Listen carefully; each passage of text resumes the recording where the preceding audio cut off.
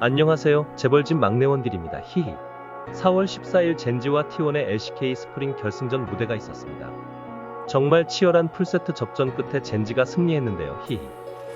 그래서 오늘은 1-4-5세트에 찝어볼 만한 장면들을 함께 보는 시간을 가지면 어떨까 하고 영상을 만들어봤습니다. 내용이 꽤 많으니 거두절미하고 바로 시작하겠습니다. 먼저 1세트입니다. 뱀픽의 특이한 점을 살펴보자면 칼리스타와 노틸러스를 풀고 카운터로 뽑은 뽀삐 서포터였습니다. 뽀삐의 W 스킬 굳건한 태세는 칼리스타의 패시브 전투 태세와 노틸러스의 닷줄 견인을 모두 카운터 칠 수 있기에 이론상으로는 꽤 괜찮아 보이는 픽이었습니다. 5분경 점화 럼블의 강력함을 이용해 럼블이 적극적으로 풀교환을 시도하면서 아트록스의 플래시가 빠지고 맙니다. 보통 상황이었다면 여기서 상황이 끝났겠지만 갈린 정글 동선으로 인해 비에고는 쉽게 유충을 마무리하지만 아트록스는 비에고의 압박 때문에 밀려있는 라인을 쉽게 건드리지 못하는 상황에 빠지게 되며 두 가지 이득을 한 번에 보게 됩니다. 젠지의 설계는 여기서 끝나지 않고 계속해서 이어졌습니다. 7분 30초경 3라인 스왑을 시도합니다. 럼블이 미드에 먼저 모습을 보여주며 코르키가 칩타임을 잡습니다. 코르키는 아지르에게 견제를 당해 체력 상태가 안 좋았으므로 T1의 입장에서는 코르키의 칩타임을 잡아주려고 여유있는 럼블이 한 라인을 받아주러 왔구나 라고 생각했을 겁니다. 그래서 제우스의 아트록스도 노틸러스와 칼리스타가 탑에 있을 거란 생각을 쉽게 하지 못한 거죠. 그렇기에 최대한 미니언을 태우며 럼블과의 차이를 메꾸려고 했습니다. 하지만 이때 숨어있던 바텀 듀오가 등장하며 전멸이 이미 빠져있던 아트록스는 잡힐 수밖에 없었죠. 그러면서도 젠지는 전멸이 있는 코르키를 미리 바텀에 배치해서 다이브도 당하지 않고 라인 손해 역시 최소화시킵니다. 결국 2킬로 인해 아트록스는 더욱 말리게 되며 회복하는데 꽤 많은 시간이 들어가게 되었죠. 18분 20초 두 번째 용을 먹은 젠지는 상대의 미드 1차를 밀어내기 위해 전령을 풀지만 페이커 선수의 공 활용으로 박치기를 막아냅니다. 하지만 전 용 한타에서 마오카이 궁이 이미 빠졌었고 전령을 막는 데에 아지르 궁까지 빠지자 순간적으로 T1이 다이브에 저항할 수단이 없다고 판단한 젠지가 이퀄라이저를 깔면서 다이브를 시작합니다. 먼저 이퀄라이저를 칼날불이 벽 쪽에서부터 대각선으로 깔면서 아지르에게 왼쪽으로 빠진다는 선택지를 제거합니다. 결국 타워 뒤쪽으로 빠질 수 없게 된 아지르는 노틸러스의 그랩각에 노출되게 되고 폭내까지 연계당하며 결국 아지르를 잡아내게 됩니다.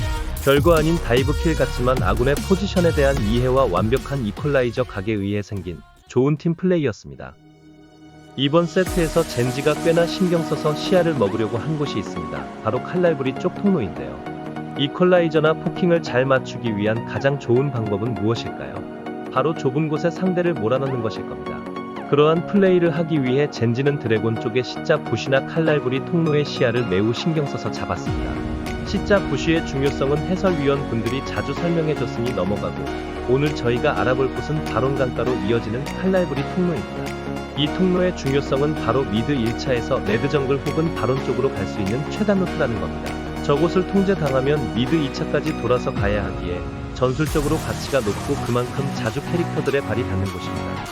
그럼 이제 젠지가 저곳의 시야를 어떻게 활용했는지 봐볼까요? 먼저 31분 30초 경 바론이 약 40초 남은 상황에서 강가 시야를 두고 대치 중이던 그때 미드 중앙의 와드로 3명의 캐릭터가 칼날부리 통로로 들어감과 동시에 마오카이가 살짝 앞으로 나와있던 것을 발견하곤 바로 한타를 열면서 이퀄라이저로 본대를 오지 못하게 막습니다. 결국 이퀄라이저를 뚫고 나가며 싸울 수는 없었기에 깔끔하게 큰 소모값 없이 마오카이를 잡아내게 됩니다. 이후에도 이런 한타 구도가 한 번 더 나옵니다. 39분 경 칼날부리 통로 시야에 드레이븐이 포착되자마자 폭내와 이퀄라이저를 모두 드레이븐을 향해 사용합니다. 이 좁은 구역에서 이퀄라이저를 피할 수 있는 방법은 전멸을 이용해 칼날부리 벽을 넘어가는 것 외에는 존재하지 않았고 결국 쉽사리 드레이븐의 전멸을 뽑아냅니다. 이 한타에서 킬이 나오거나 한 것은 아니지만 결국 잘 큰 드레이븐의 전멸을 뽑아내 이후 바론을 획득할 발판을 만들어낸 아주 좋은 플레이였습니다. 네 번째 세트, 정말 놀랄만한 픽이 나왔었습니다. 캐니언 선수의 카직스였는데요. 대중적이지 않은 픽이었고 초반 젠지 바텀의 라인전이 힘들었지만 결국 정글에서 오노 선수의 신짜오를 잡아내며 경기의 흐름을 가져왔습니다. 솔로킬이 나온 건 20분경이지만 그 전에도 조금씩 성장 격차를 벌리는 플레이들이 있었습니다. 10분경 정글의 동선 차이 때문에 크게 밀리던 젠지의 바텀 듀오를 올려보내며 젠지가 라인 스왑과 함께 다이브까지 설계해봅니다. 다이브는 T1의 대처가 좋아 결국 2대2 동수 교환이 나오게 되지만 카직스가 킬을 먹으며 조금 성장하게 됩니다. 이후에도 킬과 상성을 바탕으로 정글에서 1대1로 만나면 짜오 상대로 밀리지 않는 모습을 보여주며 정글까지 빼먹어 성장 격차를 조금씩 벌려냈고 결국 짜오보다 이코어를 먼저 뽑게 됩니다. 그렇게 20분경 블루버프를 뺏으러 들어온 짜오를 솔로킬을 내며 정글에서의 주도권을 확실하게 가져와 상체 라이너들이 사이드에서 힘을 받는 상황이 나오게 됩니다. 이 사이드 주도권을 바탕으로 23분 라인을 선푸시한 젠지가 미드를 압박하기 위해 모입니다. 이때 아우솔의 망원하대의 룰루의 모습이 보이게 되고 룰루의 위치가 멀다고 생각한 초비 선수와 기인 선수는 각각 W 스킬과 유채화를 키며 아펠리오스를 압박합니다. 생각보다 한 템포 빠른 젠지의 움직임에 결국 룰루는 뒤로 돌아 아펠에게 향해야 했고 그렇게 지연된 시간은 이전 전투에서 모든 스킬이 빠진 아펠리오스를 잡아내기에 충분한 시간이었습니다. 조금만 플레이에 의심이나 지연이 있었다면 룰루가 최단 루트로 타워 쪽으로 와 앞에를 지켜줄 수 있는 각이 나왔을지도 모르는 상황에서 빠른 젠지의 결단력이 빛을 발한 순간이었습니다. 결국 상체의 이러한 플레이가 성장이 부족했던 루나미의 힘이 올라올 시간을 벌어줬고 루나미 특유의 선공권을 이용한 플레이로 상대를 밀어내기 시작합니다. 강력한 이니시 수단이 없었던 T1은 이러한 젠지의 플레이에 흔들리기 시작하고 결국 바론을 내주고 한타도 대패하게 되며 4세트를 내주게 됩니다. 한 번만 지면 시리즈가 끝나는 절체절명의 상황에서 뽑은 카직스. 그 카직스가 해낸 한 번의 암살 플레이가 상체에게 사이드 주도권을 주게 되고 주도권을 활용한 상체의 멋진 크랙 플레이가 말렸던 바텀까지 턴을 건네주고 그 턴을 받은 바텀이 해야 할 플레이를 해주며 승리한 정말 팀적으로도 멋진 세트였다고 생각이 들었습니다. 마지막은 길을 여는 자의 증명이었던 5세트입니다.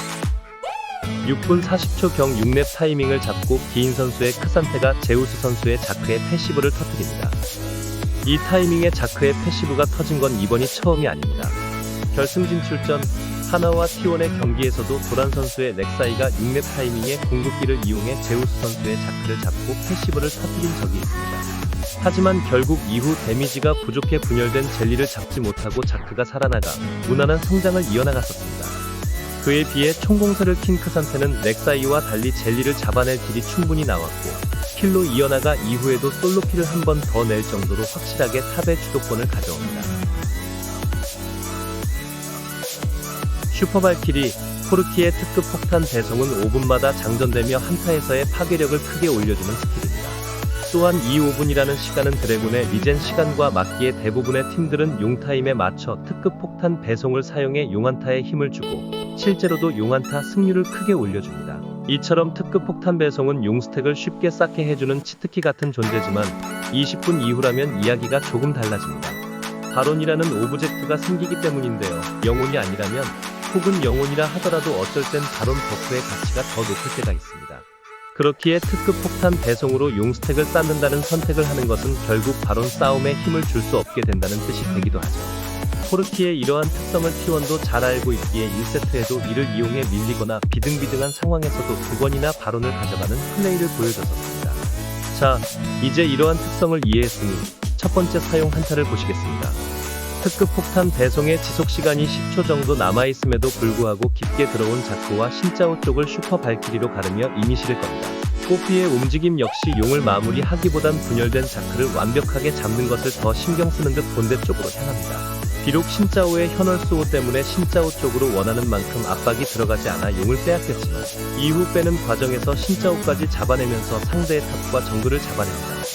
그렇게 용은 빼앗겼지만 상대방을 잡아내며 바론을 먹을 수 있는 상황을 만들어 바론 버프를 획득합니다. 젠지의 움직임을 보면 알 수 있듯 사용 한타에서 가장 중요했던 목표는 용의 영혼보다도 상대방을 잡아내서 바론을 갈 수 있는 상황을 만드는 것이었습니다.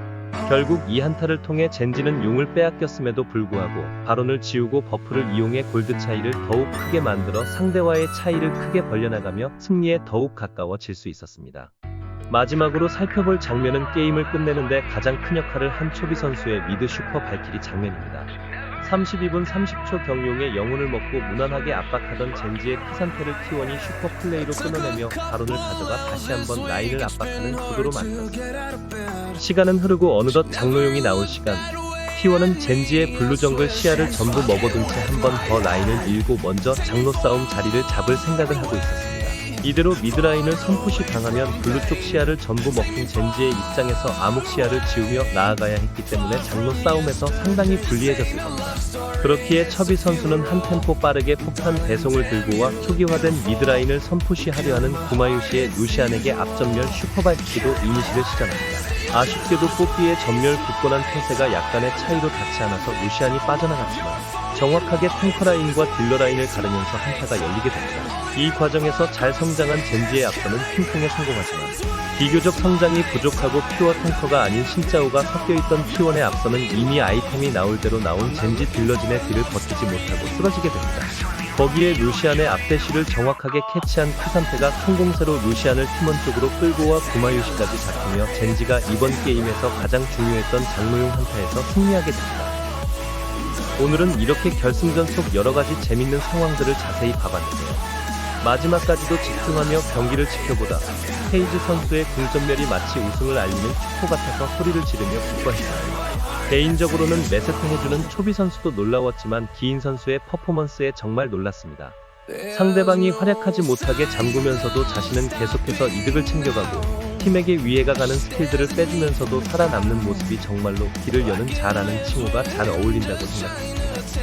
또 팀의 위기 상황에서 카직스라는 조커픽으로 상대의 승리의 픽을 꺾어낸 캐니언.